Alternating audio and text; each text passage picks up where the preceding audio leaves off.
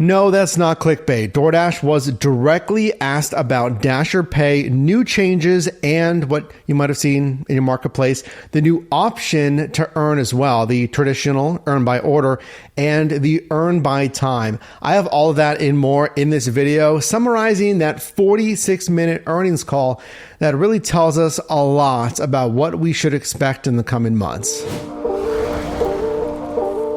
So here's the deal. In this earnings call, investors ask Tony Xu, founder and CEO, and Ravi Unaconda, DoorDash's CFO, about the company. And frankly, a lot of the times they're asked about investments, company growth, savings, financials, what have you. But one question was specifically regarding you and your earnings. The company also usually addresses Dashers in their letter to investors. Again, this is an investor earnings call here. Now, looking at this year's letter to investors, it's completely different. Normally, they'd address merchants on their platform. They'd make some commentary on that. They'd address consumers and make some commentary on that. And then thirdly, yes, they'd make some commentary about you, the Dasher.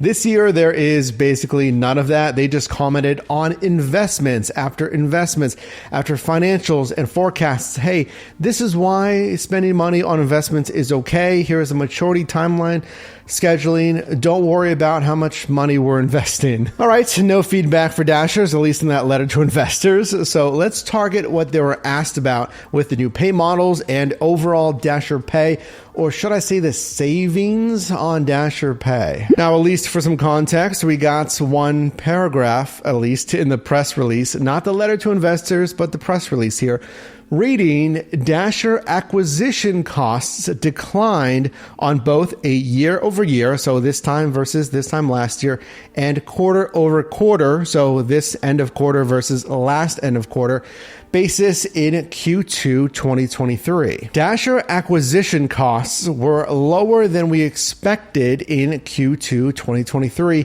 and we do not expect the same level of acquisition efficiency in the second half of 2023.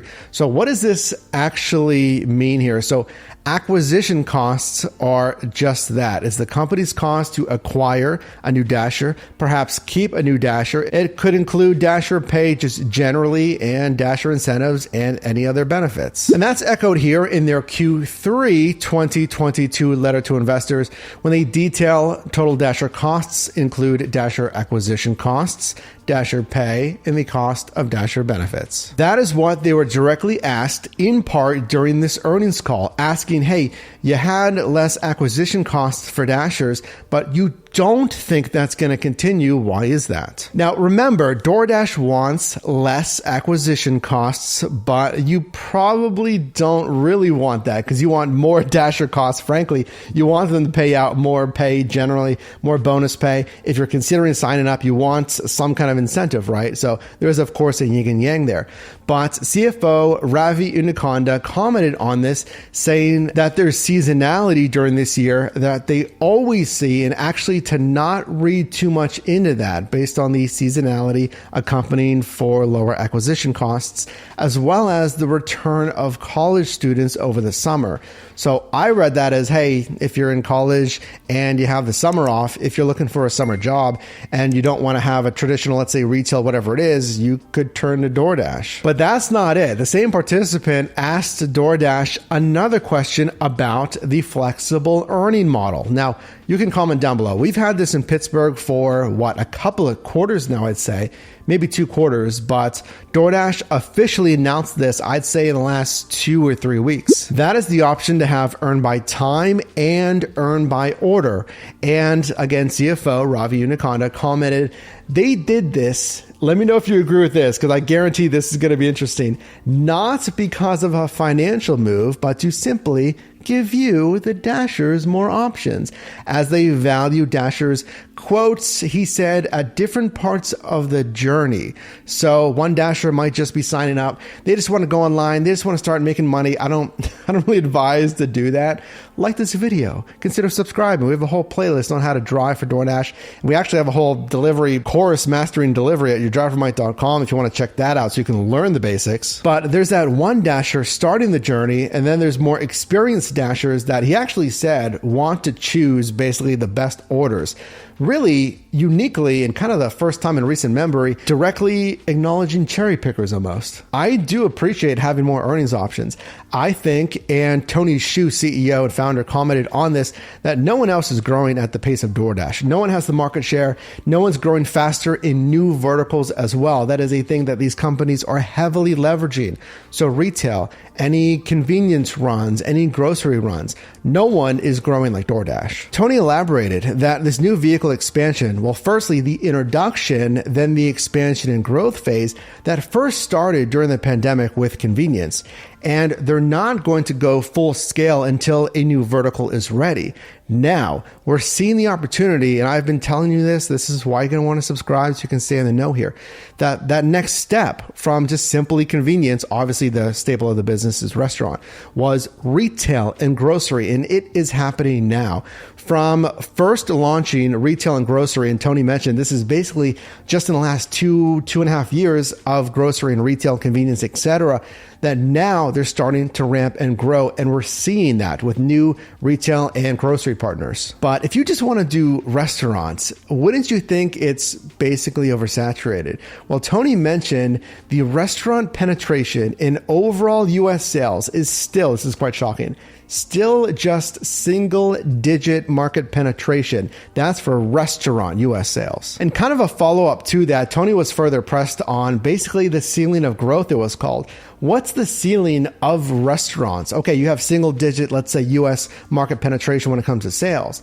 Now, Tony mentioned that the average consumer is going to eat generally like 20, 25 times a week. But then if you incorporate online shopping, retail, grocery, smaller convenience runs, that there's really a theoretical 100-shot max there. So they think they can grow much bigger. Now, tying this back into you as a Dasher, the more monthly active users, the MAU that they measure, the monthly active users they have, the more Dash Pass subscription members that they have, and actually Tony mentioned that's at an all-time high as well, and the more and more sales per week that they're capturing, that's order frequency, combined with if they can get a customer to spend more, that's a basket size, that could mean more frequent orders for you in your marketplace, larger orders, and more options. Again, if you don't want to go to this restaurant because they're lagging, the parking's a pain, I don't want to do that, I want to try something else. If I enjoy parking, doing a quick shop and delivery, retail, grocery, whatever it is, all of that combines with more frequency on the DoorDash platform. It's going to give you more frequency as a Dasher. Now, again, looking out for you, the Dasher here, we have to consider and clearly acknowledge this is a company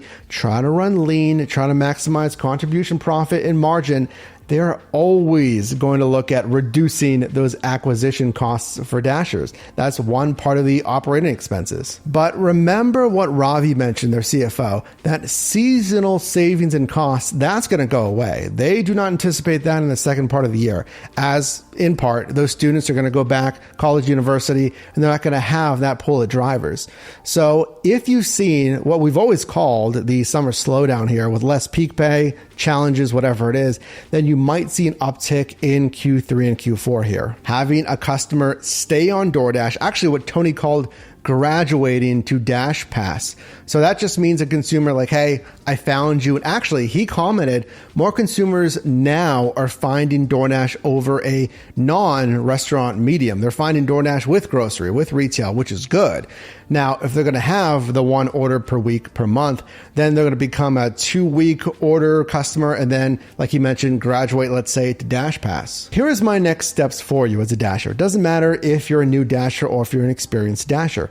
Number one, keeping our eye on the new verticals and looking at DoorDash's newsroom, their blog basically every day. They are, I would say, I'd agree with them that they're growing faster than Uber and competitors, always adding not only new partners, but new partners in the new verticals. I think that is the powerhouse, and they're doing it right. They're adding Dick's Sporting Goods. They added Sephora. They're adding, I think, Starbucks as well, and grocery players in the space as well. That should hopefully, again, give you more order options. Number two, look for that possible betterments in Q3 and Q4 of the peak pay, of the incentives, as you're going to lose again that portion of the transitory driver pool there. Now, on the cost side, as I've mentioned, we've already seen the company outwardly report on less Dasher costs twice. So Q3 2022 and now Q2 of 2023. That's not going to go anywhere, like I mentioned. So for instance, actually anecdotally here in Pittsburgh with Uber Eats, me seeing less surge pay, basically no surge pay. Obviously one driver, one market, anecdotal, okay. But I used to see a lot more surge pay on Uber Eats. Now it's basically non-existent. Do I think DoorDash is going to go there? I don't. Eventually though, maybe we're talking years, I'd say, perhaps, who knows? But I'll leave you with this, take solace in this, that the company, and insofar any gig company, it will not work if the pay is ridiculous for the workers and drivers, because you're not going to work on it. I'm not going to work on it if the pay is ridiculous. So if there's any tapering, fluctuation in pay and incentives, firstly, I'll report on it for you, but the platform will never work unless it makes sense for everyone, the consumers, the merchants, and in this case, the Dashers.